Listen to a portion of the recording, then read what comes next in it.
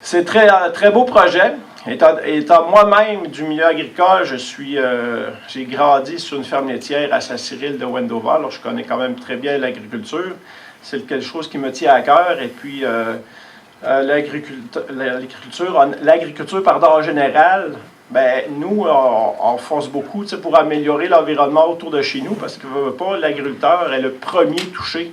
Si l'environnement, si l'eau n'est pas bonne ou quoi que ce soit, on a les premiers touchés, même si des fois il y a des gens qui viennent nous dire l'agriculture fait la pollution, mais si l'agriculteur est pollué chez eux, c'est le premier touché. Alors, c'est pas vrai que l'agriculteur, on a le souci de l'environnement. Alors, moi, je vous félicite pour votre beau projet. Et puis, sans plus tarder, alors je vais inviter Mme Chicoine à poursuivre. Merci. C'est ce qui est innovant, en fait, dans le projet, c'est le modèle agricole qui a été développé. On a une dizaine de producteurs agricoles, puis je prendrai peut-être un petit 10 secondes pour leur demander de se lever, s'il vous plaît. Où est-ce que vous êtes? Il y en a qui sont déjà debout. Oui, merci.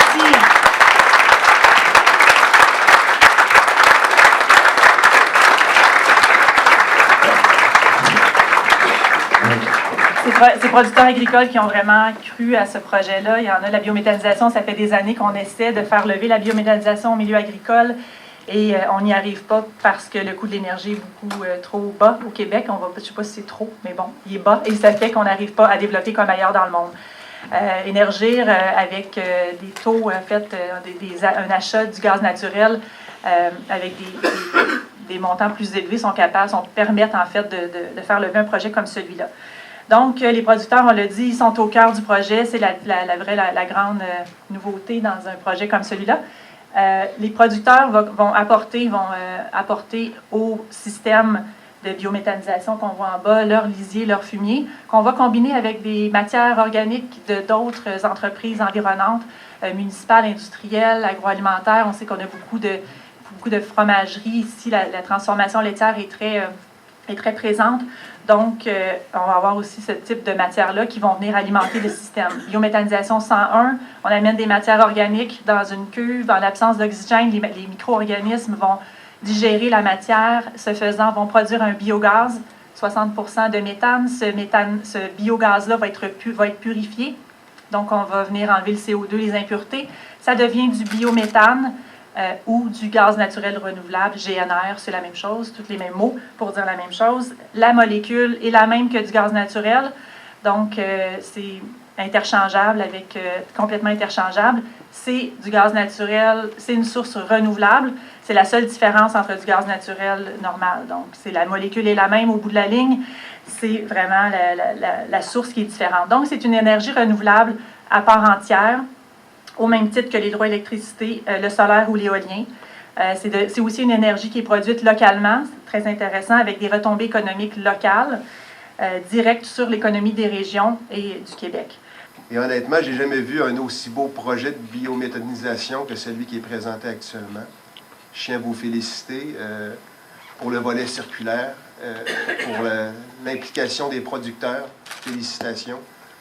C'est un projet qui est très bénéfique, je pense, pour la région et pour l'environnement. Écoutez, comme vous le savez, notre gouvernement a décidé de prendre des mesures robustes afin d'encourager de manière prononcée la transition énergétique. Je suis très heureux de faire partie de l'importante annonce qui nous réunit aussi aujourd'hui à Warwick, justement à proximité là, du futur complexe de bio, la coop Agri-Énergie Warwick. C'est un projet qui propose de développer des biométhaniseurs agricoles coopératifs. C'est une belle formule. En effet, il me fait plaisir d'annoncer qu'une aide financière de 3 millions de dollars sera versée à Coop Agri-Énergie Warwick pour lui permettre de réaliser ce projet coopératif. Alors, nous devons regrouper toutes nos forces et qu'on a fait la tournée justement pour le plan, il faut additionner toutes nos forces, justement pour accélérer cette transition énergétique. Notre gouvernement s'est donné comme mission d'agir pour favoriser des projets de production bioénergie comme celui qui a été présenté à l'instant. Honnêtement, cette aide financière est octroyée dans le cadre du programme Technoclimat Ce programme a pour but de soutenir l'innovation en matière d'énergie, de réduction d'émissions de GES au Québec. Et c'est un projet très efficient à la face même des résultats qui a été annoncé. 6 500 tonnes de GES par année. Durée de vie de 20 ans. Le contrat avec Énergie, je pense que c'est 20 ans. 130 000 tonnes de GES sur 20 ans. 3 millions d'investissements. En bas de 25 $ la tonne, en réalité, comme investissement du gouvernement. Des mesures efficientes comme celle-là, là, on en veut, puis on en veut plein.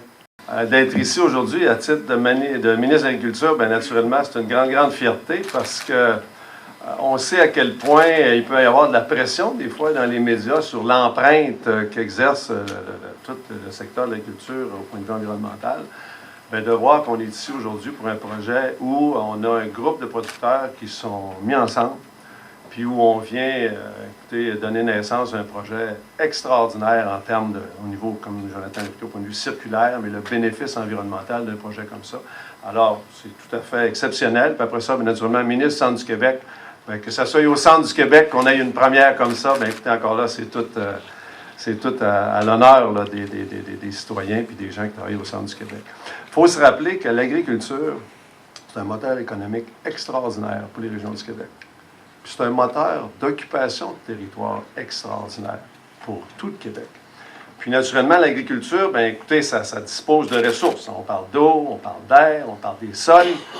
Puis ce qu'on entend souvent, bien, c'est qu'on met à mal un peu ces sols-là, on met à mal un peu l'air et l'eau.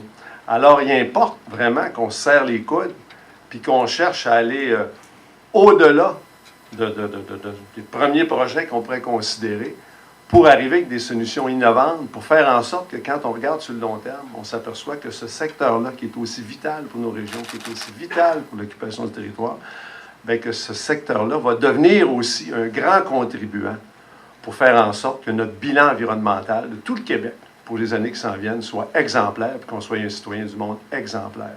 Alors que l'étincelle soit venue ici au Centre du Québec, que l'étincelle soit venue ici de Warwick, c'est tout à votre crédit, puis ça va être écrit dans les livres, dans les annales.